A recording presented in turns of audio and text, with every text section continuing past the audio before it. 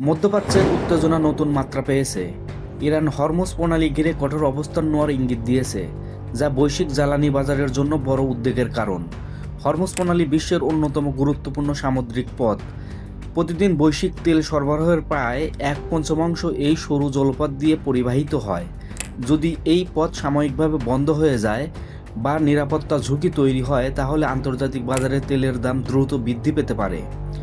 বিশ্লেষকদের মতে, এ ধরনের পদক্ষেপ সরাসরি যুদ্ধের চেয়ে বেশি কৌশলগত চাপ সৃষ্টির উদ্দেশ্যে ব্যবহৃত হয়। যুক্তরাষ্ট্র এবং তার মিত্র দেশগুলো ইতিমধ্যে পরিস্থিতি পর্যবেক্ষণ করেছে, কারণ এই অঞ্চলের স্থিতিশীলতা বৈশ্বিক অর্থনীতির জন্য অত্যন্ত গুরুত্বপূর্ণ। প্রশ্ন হলো, এটি কি বাস্তব অবরোধের সূচনা নাকি কূটনৈতিক চাপ বাড়ানোর একটি কৌশল? তবে পরিস্থিতি এখানেই থেমে নেই। আঞ্চলিক বিভিন্ন সূত্রে দাবি করা হচ্ছে, সম্প্রতি একাধিক তেলবাহী জাহাজ নিরাপত্তার ঝুঁকির মুখে পড়েছে। যদিও এসব ঘটনার পূর্ণাঙ্গ আন্তর্জাতিক যাচাই এখনও সম্পূর্ণ হয়নি, তবুও বাজারে উদ্বেগ দ্রুত ছড়িয়ে পড়ছে। বিশ্ববাজারে ইতিমধ্যে তেলের দামে অস্থিরতা দেখা যাচ্ছে। বিনিয়োগকারীরা আশঙ্কা করছেন, যদি হরমুজ প্রণালী দিয়ে জাহাজ চলাচল ব্যাহত হয়, তাহলে বৈশ্বিক সরবরাহ চেইনে বড় ধরনের প্রভাব পড়তে পারে। বিশেষজ্ঞদের মতে, এমন পরিস্থিতিতে সবচেয়ে বড় ঝুঁকি হলো বৈশ্বিক জ্বালানি বাজারে অস্থিরতা।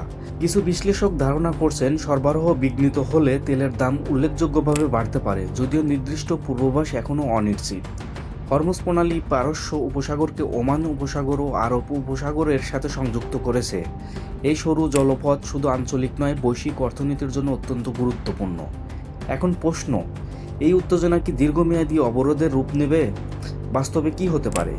ইতিহাস বলছে, হরমুজ প্রণালী ঘিরে উত্তেজনা নতুন কিছু নয়। অতীতেও একাধিকবার সামরিক উপস্থিতি ও কূটনৈতিক চাপ পরিস্থিতিকে জটিল করেছে।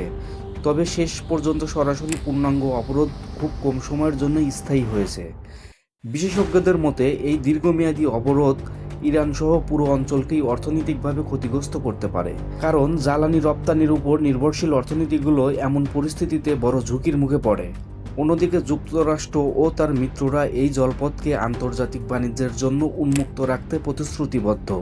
ফলে কূটনৈতিক তৎপরতা বাড়ার সম্ভাবনাও উড়িয়ে দেওয়া যায় না। বর্তমান পরিস্থিতিতে সবচেয়ে বড় প্রশ্ন, এই উত্তেজনা কি নিয়ন্ত্রণ কৌশলগত চাপের মধ্যে সীমাবদ্ধ থাকবে, নাকি কোনো ভুল সিদ্ধান্ত বৃহত্তর সংঘাতের রূপ নিতে পারে? বিশ্ব এখন অপেক্ষা করছে পরবর্তী পদক্ষেপের।